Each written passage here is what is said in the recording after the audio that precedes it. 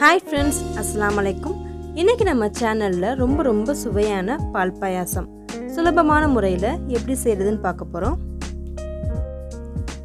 பொதுவாக பால் பாயாசம் எல்லா வீட்லேயும் பண்ணுறது தான். பட் இந்த மெத்தடில் பண்ணிங்கன்னா உங்களுக்கு செய்கிறதுக்கு ரொம்ப ஈஸியாக இருக்கும், டேஸ்ட்டும் ரொம்ப அருமையாக இருக்கும். வாங்க இப்போ எப்படி பண்ணலான்னு பார்க்கலாம். ஃபர்ஸ்ட் நம்ம தேவையான பொருட்கள்லாம் பார்த்துக்கலாம். சேமியா 200 கிராம் எடுத்திருக்கேன். ஜவ்வரிசி 100 கிராம்.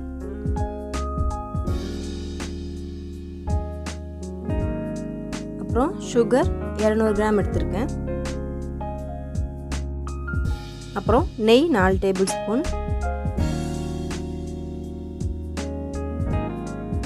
அப்புறம் வாசனைக்காக ஏலக்காய் ஒரு 4லேருந்து 5 எடுத்துக்கலாம். இது கூட காய்ச்சின பால் 1 லிட்டர் எடுத்துக்கணும். சேமியா செய்கிறதுக்கு முன்னாடியே காய்ச்சி வச்சுக்கிட்டோம்னா நல்லது. இப்போ ஒரு பேனை ஹீட் பண்ணிவிட்டு 1 டேபிள் ஸ்பூன் அளவுக்கு நெய் சேர்த்துக்கலாம். இதில் நம்ம முந்திரி வறுக்க போகிறோம். முந்திரியும் கிறிஸ்மஸும் போட்டுக்கலாம், நம்மளோட விருப்பம்தான். நான் இன்றைக்கி முந்திரி மட்டும் சேர்த்துக்கிறேன். ஒரு கையளவுக்கு முந்திரி போட்டு நல்லா லோ ஃப்ளேமில் வச்சு வறுத்துக்கணும். இஃப் சப்போஸ் உங்களுக்கு ட்ரை கிரேப்ஸ் சேர்க்கணும்னா முந்திரியை எடுத்துட்டு அதுக்கப்புறமா ட்ரை கிரேப்ஸை போட்டு வறுத்துக்கோங்க. ட்ரை கிரேப்ஸை நல்லா புஷ்ஷுன்னு பலூன் மாதிரி வீங்கி வந்ததும் அதை எடுத்துருங்க. இப்போ முந்திரியோட கலர் மாறிடுச்சு, நம்ம இதை எடுத்துடலாம். என்னதான் நம்ம அடுப்பை ஆஃப் பண்ணியிருந்தாலும் பாத்திரத்தில் கொஞ்சம் ஹீட் இருக்கும். ஸோ முந்திரியை வறுத்ததும் டக்குன்னு வேறு பாத்திரத்துக்கு மாற்றிடுங்க, இல்லைன்னா கருகிரும். இப்போ முந்திரியை எடுத்துட்டு இன்னும் கொஞ்சமாக நெய் சேர்த்துட்டு நம்ம சேமியா வறுத்துக்கலாம். 200 கிராம் சேமியா எடுத்திருக்கேன். 1 லிட்டர் பாலுக்கு இது சரியாக இருக்கும். சேமியாவோட கலர் மாறுற வரைக்கும் நம்ம வறுக்கணும்.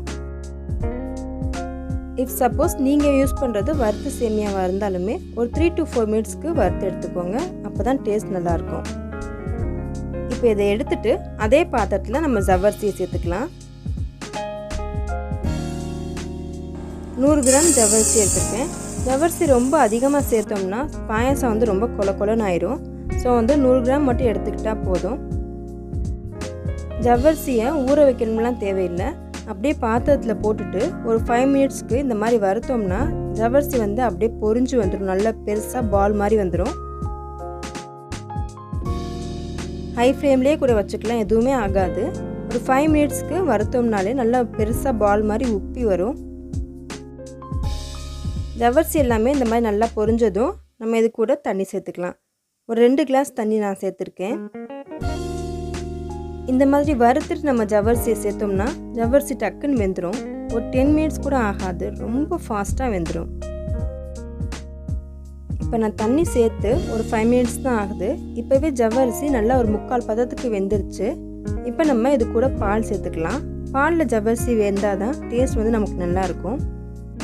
ஸோ நம்ம எடுத்துருக்க பாலில் பாதி அளவுக்கு மட்டும் இப்போ நம்ம சேர்த்துக்கலாம். பாலில் தண்ணி ஊற்றியே காய்ச்சிக்கோங்க. ஒரு 2லேருந்து 3 கிளாஸ் வரைக்கும் தண்ணி ஊற்றி காய்ச்சிக்கிட்டா தான் நமக்கு நிறைய கிடைக்கும் பாயசம். இப்போ இது கூட ஒரு 4 ஏலக்காவை இந்த மாதிரி இடிச்சிட்டு சேர்த்துக்கலாம், அப்போ தான் நமக்கு வாசனை நல்லாயிருக்கும்.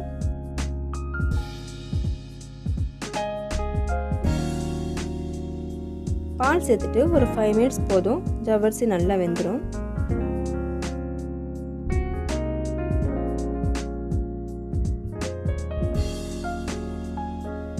இந்த அளவுக்கு ஜவ்வரிசி நல்லா வெந்ததுக்கு அப்புறமா தான் நம்ம சேமியாவை சேர்க்கணும். ஏன்னா சேமியா வேகிறதுக்கு நமக்கு ரொம்ப டைம் எடுக்காது. சேமியா வேகிறதுக்கு ஒரு 5 to 7 மினிட்ஸ் போதும். ஜவ்வரிசி வேக தான் நமக்கு டைம் எடுக்கும். ஸோ ஜவ்வரிசி நல்லா வெந்துருச்சான்னு பார்த்துட்டு நம்ம சேமியா சேர்த்துக்கலாம்.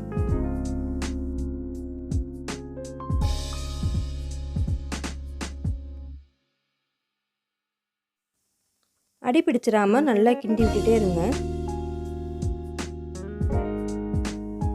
நமக்கு தேவையான அளவுக்கு தண்ணி சேர்த்துக்கலாம். நான் இப்போ 2 கிளாஸ் அளவுக்கு தண்ணி சேர்த்துக்கிறேன்.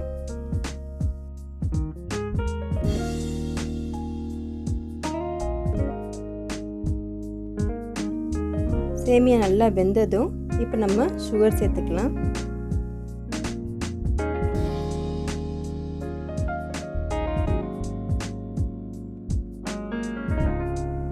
சுகர் சேர்த்ததும் பாயசம் நல்லா இலகி வரும்.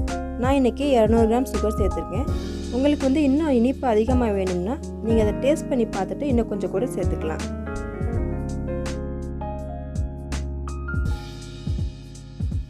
சுகர் நல்லா கரைஞ்சதும் நம்ம மிச்சம் இருக்கிற பாலையும் சேர்த்துக்கலாம்.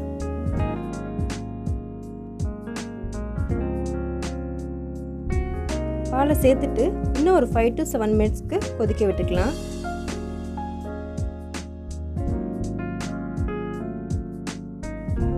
இப்போ இது கூட ஒரு சிட்டிகை அளவுக்கு உப்பு சேர்த்துக்கலாம். அப்போ தான் நமக்கு வந்து அந்த சுகரை வந்து எடுத்து காட்டும். அதுக்காக ஒரு சிட்டிகை அளவுக்கு மட்டும் உப்பு சேர்த்துக்கலாம். சேர்த்துட்டு நல்லா கலந்து விட்டுக்கோங்க. இப்போ கடைசியாக நம்ம வறுத்து வச்சுக்கிற அந்த முந்திரி பருப்பை சேர்த்துக்கலாம். நல்லா மிக்ஸ் பண்ணிவிட்டு ஒரு 1 மினிட்ல நம்ம அடுப்பை ஆஃப் பண்ணிடலாம். நம்மளோட பால் பாயசம் ரெடி ஆயிடுச்சு. ரொம்பவே ஒரு ஈஸியான ஒரு மெத்தடு. டேஸ்ட் வந்து ரொம்ப சூப்பர்பாக இருக்கும். விருப்பப்பட்டால் இன்னும் 2 டேபிள் ஸ்பூன் நெய் கடைசியாக நம்ம ஆட் பண்ணிக்கலாம். நீங்கள் புதுசாக சமைக்கிறவங்களா இருந்தால் கூட இந்த மெத்தடில் பால் பாயசம் பண்ணிங்கன்னா உங்களுக்கு ரொம்ப ஈஸியாக இருக்கும், டேஸ்டியாகவும் இருக்கும். கண்டிப்பாக ட்ரை பண்ணி பாருங்கள். ட்ரை பண்ணி பார்த்துட்டு உங்களோட ஃபீட்பேக்கை எனக்கு கமெண்ட்டில் சொல்லுங்கள். இன்னும் இன்ட்ரெஸ்டிங்கான ரெசிபி கூட நம்ம சந்திக்கலாம். Thank you. Let's spread the joy of cooking.